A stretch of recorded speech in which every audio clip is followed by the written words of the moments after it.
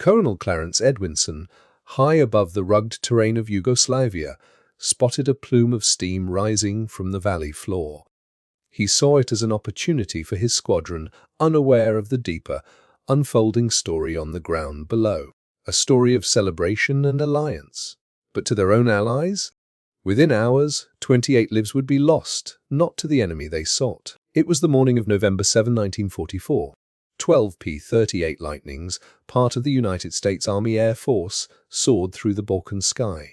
Edwinson, leading the flight, identified the steam as a German train, a secondary target. That nonetheless offered a tempting diversion, his squadron following in tight formation. Their guns raked the locomotive, its boiler erupting in gouts of steam. As the American fighters pulled up, only to be met by a sudden, intense barrage of German flak. Black bursts filled the air, shrapnel tearing at the thin skins of their aircraft. "Everyone, get low," Edwinson commanded, but it was too late for one P-38, which took a direct hit and exploded into fire. A pilot's desperate voice crackled over the radio, "Him hit, him going down." Edwinson leveled out, searching frantically for a parachute, but saw only a fireball impacting a hillside. The silence from his squadron was a heavy burden, confirming the loss. "Negative, sir," a voice reported. Edwinson's heart hardened with a desire for swift retribution. As the American planes roared across the Serbian mountains, the terrain suddenly gave way to a vast valley revealing an airfield. It matched the description in their mission briefing. Moments later, a line of trucks and tanks moving north towards Belgrade confirmed Edwinson's assessment. This was their chance, he believed, for revenge. "Blue flight, get that German convoy," he ordered. Red and yellow to the airfield. Unbeknownst to the American pilots, the convoy below was not German. These were Red Army soldiers and Yugoslav partisans, celebrating the anniversary of the October Revolution. Flags waved proudly from their vehicles, and songs filled the air as they advanced. The distant rumble of approaching aircraft brought smiles to their faces. They recognized their American allies, but as the P-30As broke formation and turned, some soldiers grew alarmed. Realizing the aircraft were not merely passing by, they desperately grabbed Soviet flags, waving them higher, hoping to signal a mistake. There was no time. The American pilots, their sights fixed on what they believed was the enemy, opened fire. Bullets tore through the column of men and vehicles, transforming celebration into a frantic scramble for survival. American bombs then rained down, devastating what remained of the convoy and inflicting severe casualties. At the nearby airfield, the sound of explosions stirred the Soviet troops. They looked up to see a swarm of aircraft heading directly for them. Alert sirens blared, and Soviet anti-aircraft crews rushed to their guns, sending tracer fire streaking skyward. Edwinson led his men into what they still believed was a Luftwaffe base, expecting German Bf-109s.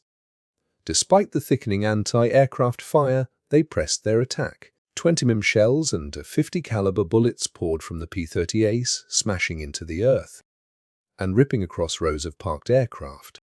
As the Lightnings pulled out of their dive, one failed to follow.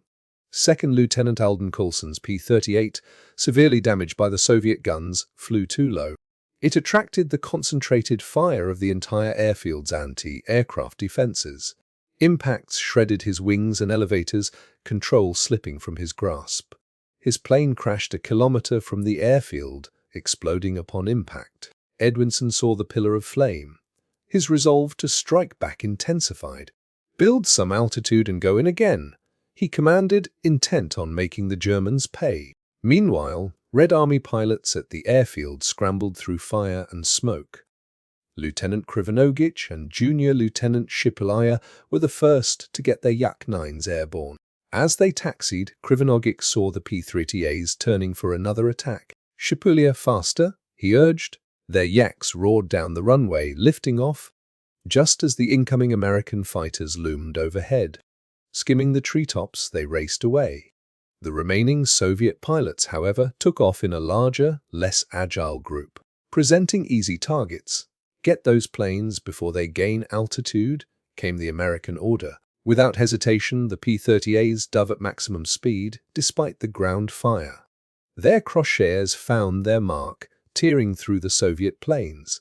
One Yak was immediately destroyed, several others damaged, but from the chaos, one Soviet pilot, catching his attacker pulling out of a dive, saw an opening. In a swift, desperate move, he pulled his Yak upward and fired. The P-38 flew directly into his burst, disintegrating. Second Lieutenant Philip Brewer, trapped inside, plummeted to the earth, crashing northeast of the Soviet airfield. As the P-30As gained altitude, escaping the anti-aircraft guns, Edwinson looked down, seeing one enemy and two friendly aircraft burning. This fight was proving far more challenging than he had anticipated. A lot of fighters incoming. Form a defensive circle. We're shooting our way out, he shouted. Below, Krivonogich and Shipulya, isolated but having witnessed the attack on their comrades, knew they had to act. They pulled their Yak-9s into a steep vertical climb.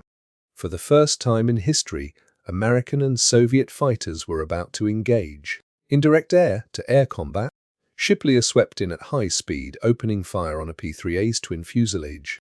But the American aircraft absorbed the hits, as Shipulya maneuvered for another pass.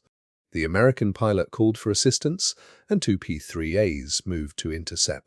Krivonogich, seeing his wingman in peril, cried out a warning, just as Shipulya pulled hard, narrowly escaping a lethal burst. Krivonogich plunged into the fray, his heart pounding as he witnessed tracer fire launched at his comrade. He lined up on one of the P-30As and fired. His rounds narrowly missed, but the American pilot abandoned his attack. Krivonogich focused on the other P-38 harassing Shipulya, taking careful aim. His rounds found their mark, striking the Lightning's twin booms and setting the aircraft ablaze. It spun out of control, the American pilot bailing out, as his burning plane crashed 8 kilometers north of the Soviet airfield. "Thank you, Commander," Shipulya radioed. Krivonogich, preparing for the ensuing battle, knew they were gravely outnumbered. But then the rest of the Soviet squadron burst onto the scene, opening fire and scattering the P-30As. Krivonogich felt a surge of relief. The two pilots rushed back into the fight, but the intense melee soon separated them.